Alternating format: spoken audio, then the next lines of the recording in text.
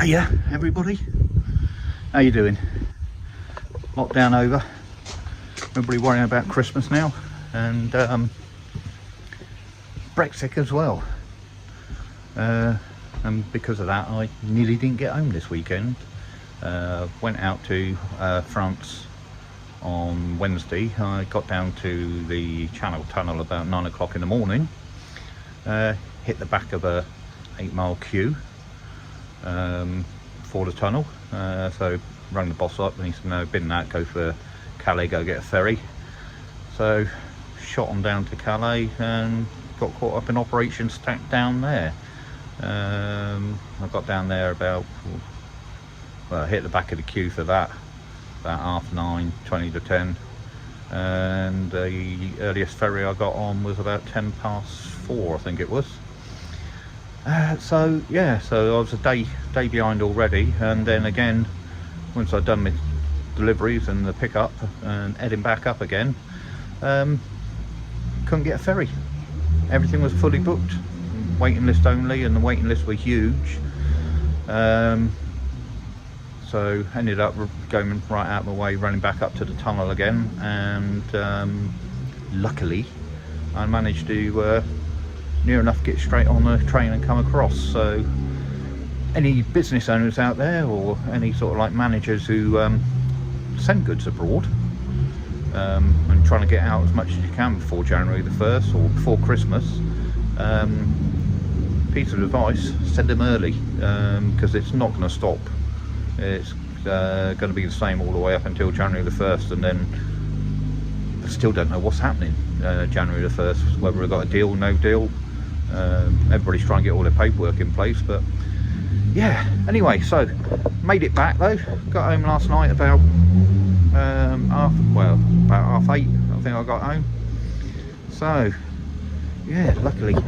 So anyway, I'm gonna make a new feeding ring. Well, I've practically made it, I just need to glue it together. Down there, look. So yeah, nice new feeding ring.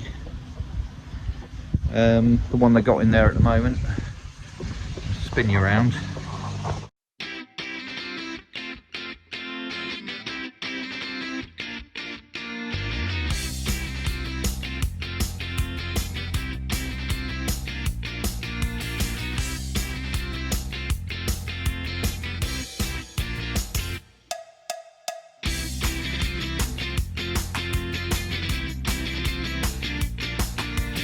One down I got down there is just basically an inner tube, light as anything. So what you do is you put water in there, you connect the pump up, and then you put your pump under the water, and then you pump a bit of water in. So because I've gone for quite a thick one, you've been fed. Because you went for quite a thick one there, the water sort of like, as they move it around, the water tends to roll to one side, and you can see all the food comes out. And as they're getting bigger, you know, it's getting a bit cramped under there, so going for a bigger one. Basically all this is cheapo waste pipe, angles, 4 90-degree angles, and basically that's it. It's nice and big. You know, there's a bit more weight to it than in the tube, so hopefully that'll sit better in the water. And when Amanda's finished feeding, hopefully she won't be able to flip it so much, and it's a bit bigger, so you know, there's more room underneath there. It's still better than what you can buy. The feeding rings that you can buy specifically for, you know, from sort of like an aquatic shop and things like that are just a total waste of space. They really are. You know, that lot there, I think that's cost me well, it's less than a tenner. Less than a tenner just to make that. I've got some solvent weld obviously, so I'm going to solvent weld that together, get that fitted, and then also got myself some timber, because I just want to make a little cover for the air source heat pump, just a little roof off of it, obviously leave enough space for air. And down this side here, obviously where you get the trees and everything like that, I've got some wire mesh that I want to put on there just to stop any leaves coming in. So yeah, that's the plan for today. How far I get is another question, because I'm going to do some underwater footage as well, and also I've got to do some more on the air source heat pump. Yeah, the air source heat pump. As you remember last week, I changed the settings R4, R12 to 0.3. So it should only, it's set at 15, so it should only heat up to 15.3, turn off, then cool down to 14.7, turn on. It's not. Going to 15.5, turning off, cooling down to 14.5 and turning on. So I phoned Heat Pump for Pools, who are the UK importer of these, and then sort of like, I mean, I got this one from Kitsukoi, great place to get your stuff from, Kitsu, very helpful. But yeah, I phoned Heat Pumps for Pools, very helpful, very knowledgeable people. Said to them what I was doing, what I wanted it for, told them it was for a koi pond, and I was trying to cut the swing down. Said I wanted to set it at 0.3 either side of my temperature, and the engineer, who's the main guy who comes out and sort of like does installations and comes and fixes them and all that sort of stuff, he said that they highly recommend not to set it at anything lower than 0.5. And when I said, well, I've set it at 0.3 and it's not happening, he says, well, on the newer models, he says, even though you can change it in the settings, it only goes up and down in 0.5 increments. He says the display screen, for a start, he says that will only show you 0.5, so it goes 14.5, 15, 15.5. And I said, right, okay, so fair enough. He says, so just double check if you've got another temperature gauge and everything like that, just double check that. So I've done that, checked that, came out, went out, sort of like heat pump heated up, 15.5 on the screen. Went and checked it on my little thermometer I got in the box, and it was 15.5, so it's not stopping at that 0.3.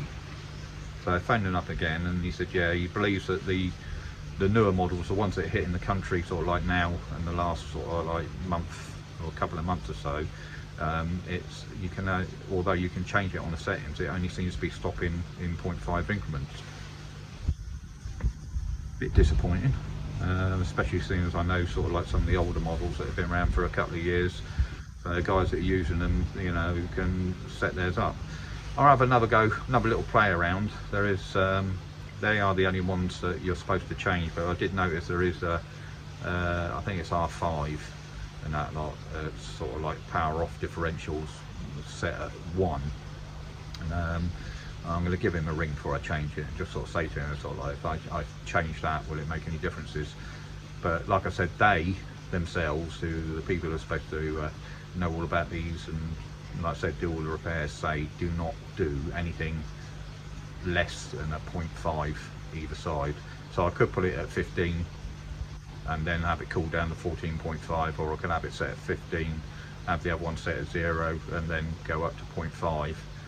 Do it that way. But you know, the fish seem happy enough with the 1 degree swing. You know, it's not mega, you know, like I said, it's not 2 degrees, which is the thing that gets irritated by. And all in all, even with this recent cold weather that we've had, like I come out this morning and there was ice all on top of the air source heat pump, and everything was white, and outside temperature was 2 degrees.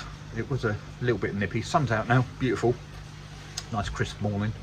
But yeah, I came out, went in, sort of like checked on the graph on the compressor thing, which is something else I'll tell you, on the compressor reading the graph, and it's still only coming on twice a day for about an hour at a time. Happy days.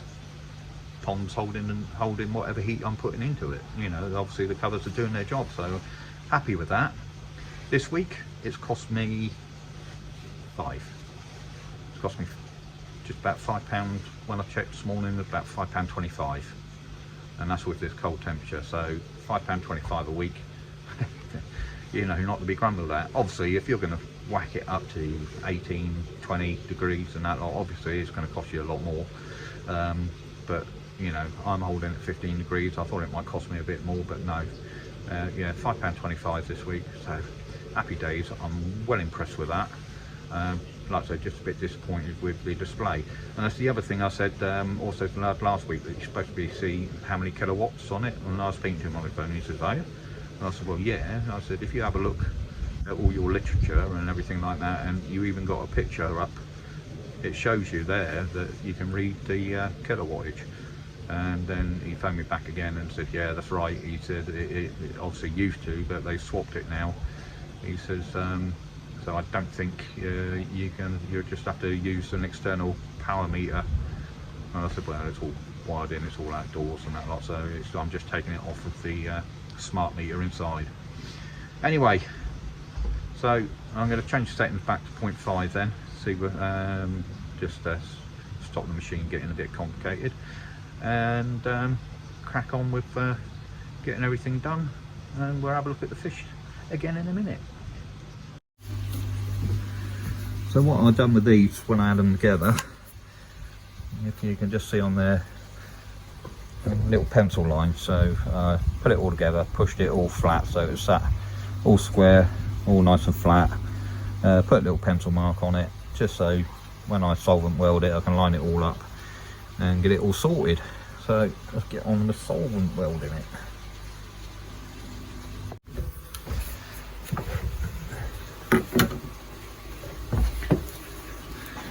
Ain't got much of this left.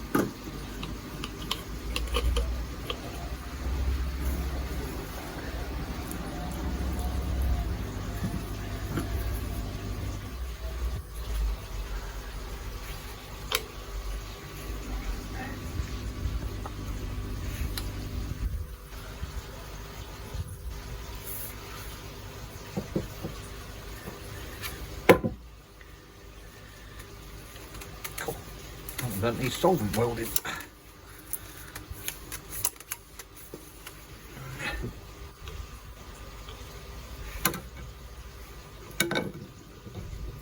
Come back.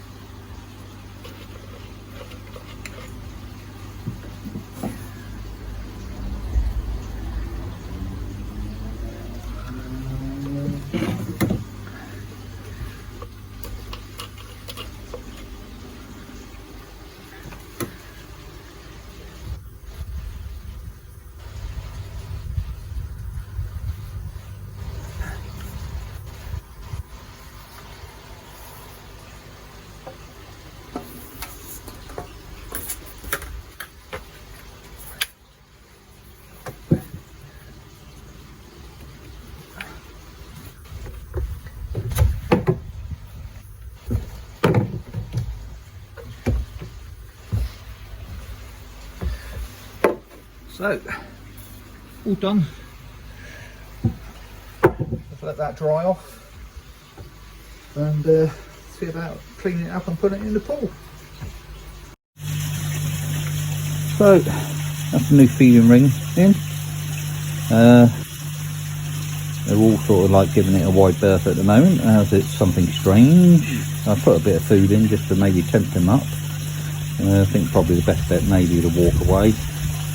But there again, saying that, Amanda's sat there hovering, having a look, going, well, I know it's food, but what's this strange white thing in the water? It's not round, it's square.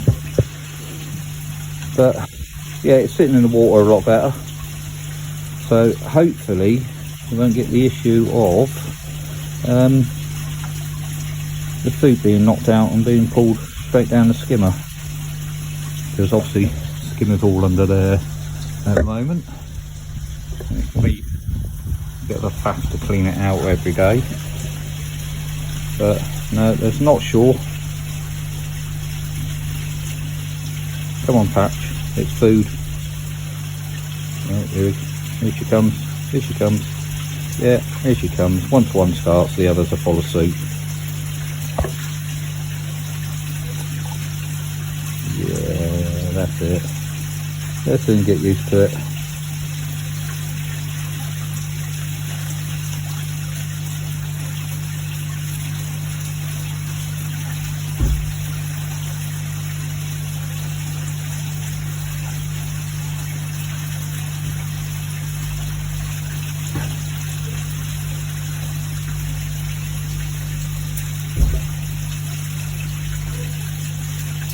Always the greedy bits.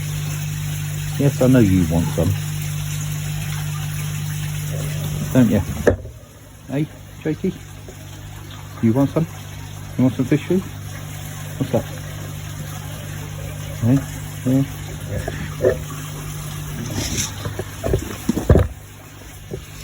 Dogfish.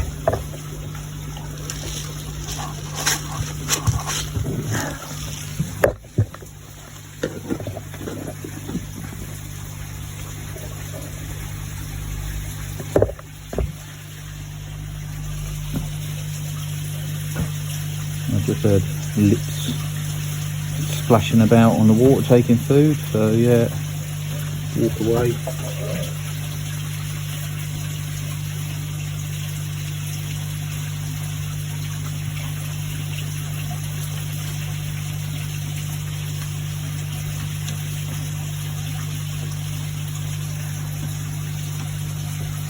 Anyway, let's walk away, come back to it later, got work to do. Right.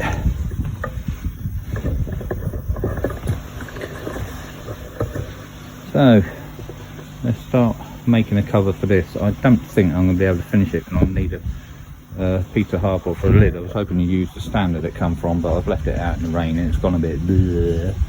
And I don't think I've got enough of this now, looking at the size I need. I've got about 6-7 sheets of well, pieces like that, and that's not going to be wide enough, so we'll see how we get on.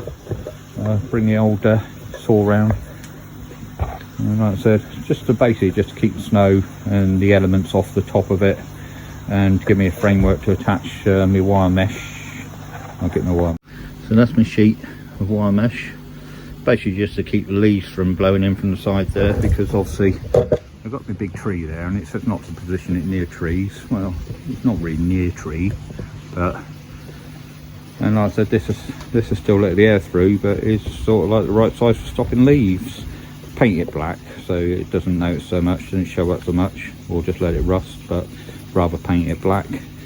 Anyway, let's start measuring up and see what we can do.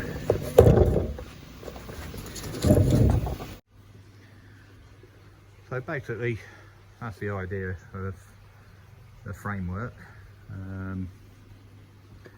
So it sort of meets the height requirements above the air source heat pump, so the air can circulate. And as I said, I'm not going to block the sides in here. I'm going to leave that all open and exposed. And like I said, on this side, when I do it, I'll fit them wire mesh. I might have to get another piece of that, and then it's going to be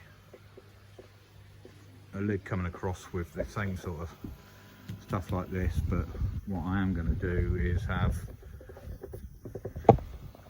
a lift up flap here, so if I do need to get in over the back and do anything, I can, and I can gain entry from the side here as well anyway.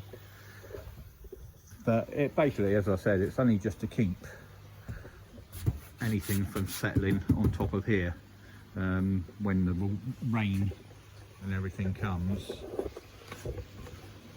Hold on. Basically, when the rain and wind up here comes in, it normally comes in sort of like in this direction down. So if any snow doesn't come in or anything like that, obviously it's going to settle on the roof or come past it, and hopefully the wall will stop a lot of it coming in anyway.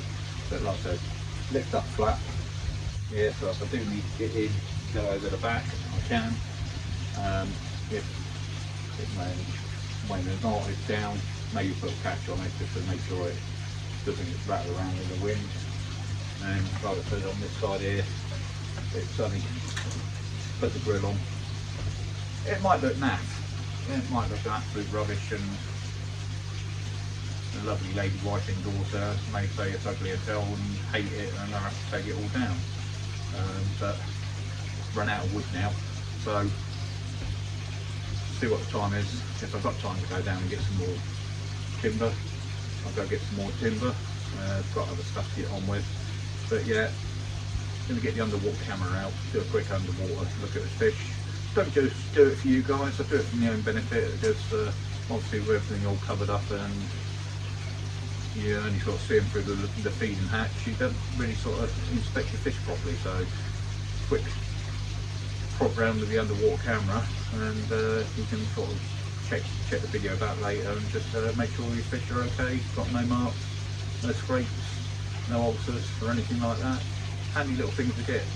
The one I got, I've done in one of my previous videos, I mentioned it, it's Luli or something like that. Just a little thing, you put it inside a plastic waterproof casing. Lidl special, 29 quid. I mean, what's a GoPro? 350 quid for a GoPro? 29 quid.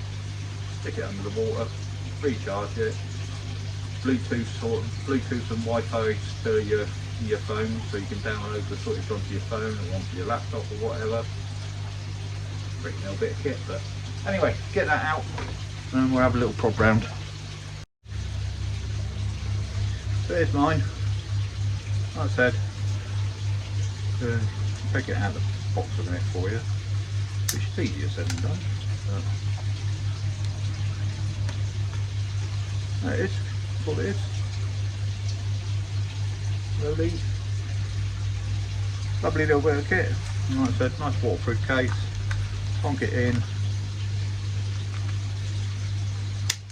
seal it all up on the end of the landing net pole, or part of the landing net pole. Tilt it back, drop it in the water.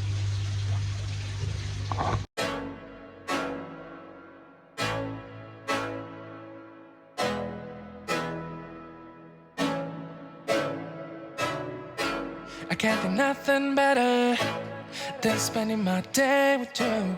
My life is sunny and better, girl, when I'm with you. She illuminates so bright like a star in the skylines. She got the looks, the good, oh boy, I need her so bad in my life. Shawty, where you wanna go, go, go, go? London, Paris, Tokyo, oh, shawty, we could go. Don't need no light. like it's na na na na. No need no stress, got na na na na. Just me and your son's alright, girl. I want nobody but you. I want nobody but you. I want nobody but you. I want nobody but you.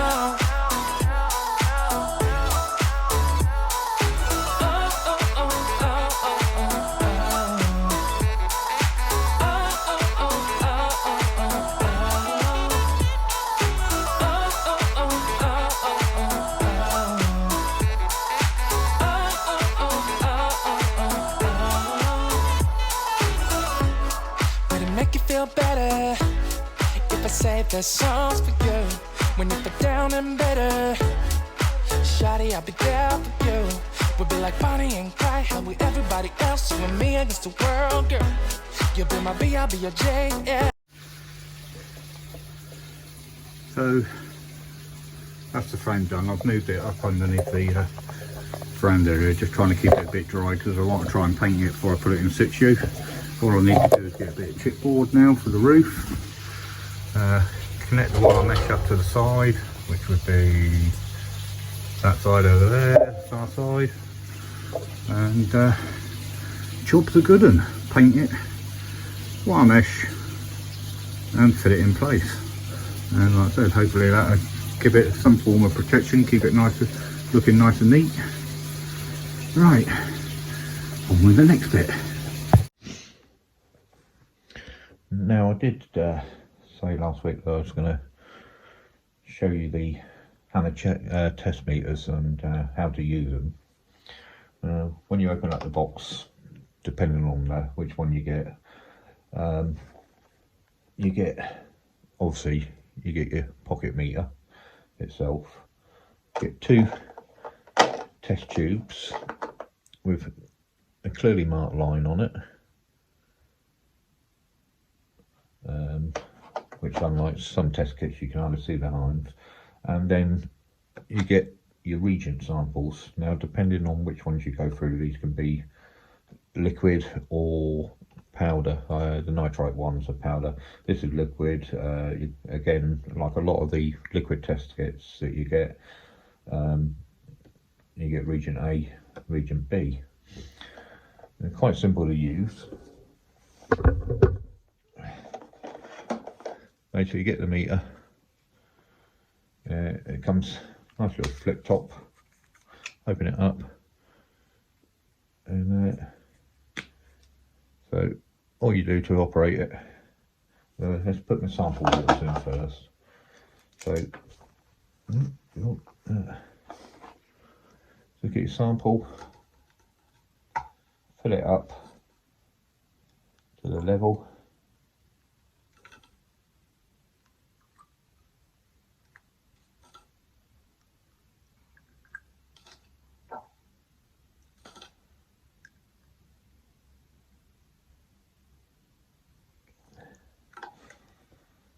Put the lid on.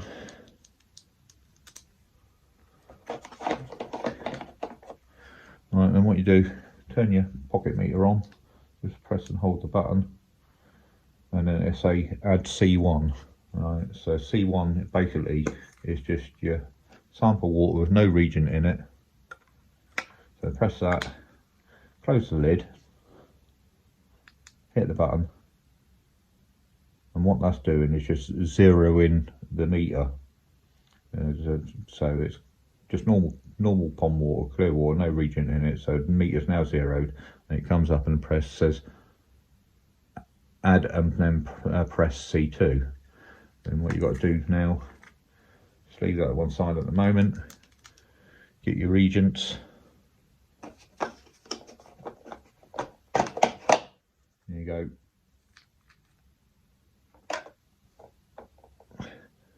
4 of reagent A, 1, 2, 3, 4,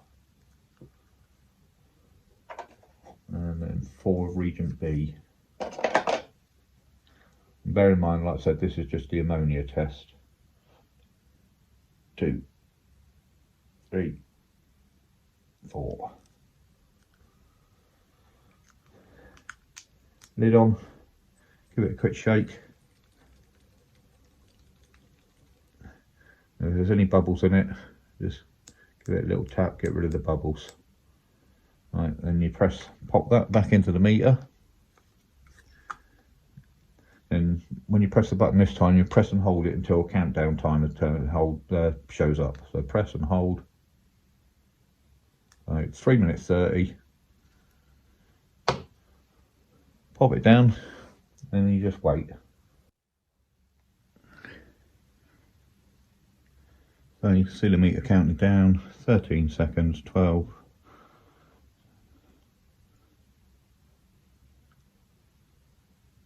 5, 4, 3, 2, 1, 0, and then your reading will flash up. So it's just calculating. So I've got a reading of 0.05, which isn't to be too happy about at all. That's rather good. So just take your reading out. Remember your reading. And switch the machine off, pop it back in the box. Then you just take that, wash it out under the tap, let it dry out, and then plonk it back in your box. And then, like I said, all of these come in a nice little packy box. Put this back in here a minute.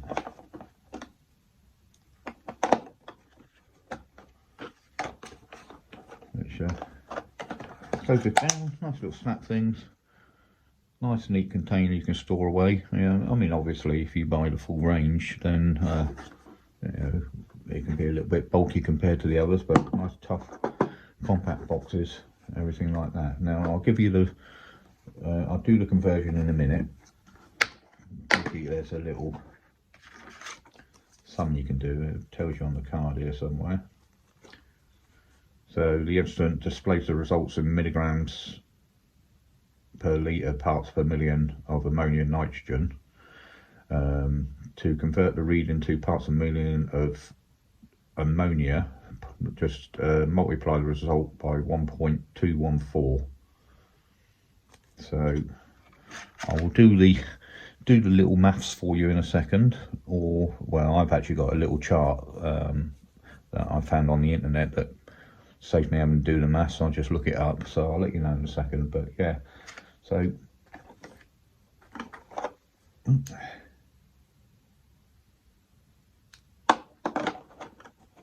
like I said,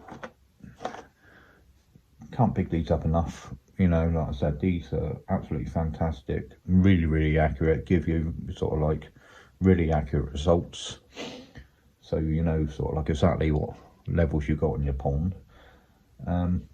And as I said, one of these of a subscriber's choice will be the giveaway prize once I hit 1,000 subscribers. So if you're watching and you're not subscribed and you fancy one of these, hit the subscribe button down below, and then once I reach 1,000 subscribers, I'll do a draw, a little question and answer.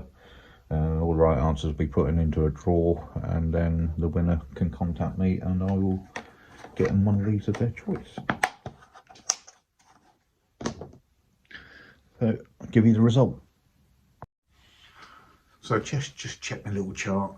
So that ammonia reading turned out to be 0.062 milligrams per litre, which is well within the accepted range. So happy days, yeah. Considering that I took the water sample literally a few minutes after feeding, because when you feed your fish, and as soon as you start to feed your fish, the ammonia levels do go up in the pond a little bit, obviously. So just after feeding the fish, reading of 0.062 ain't nothing to be ashamed of at all. So yeah, well happy with that. 0 would have been ideal if I'd gone back and taken it sort of like an hour or so later. It could possibly have been down to 0, something because they'd just been fed But yeah, so like I said, you can see sort of like how accurate a reading you can get. In many ways they're exactly the same as the colour liquid test that you do, just a hell of a lot more accurate and a lot more convenient to do. There's no guesswork involved. It gives you the reading and that's the reading sort of thing.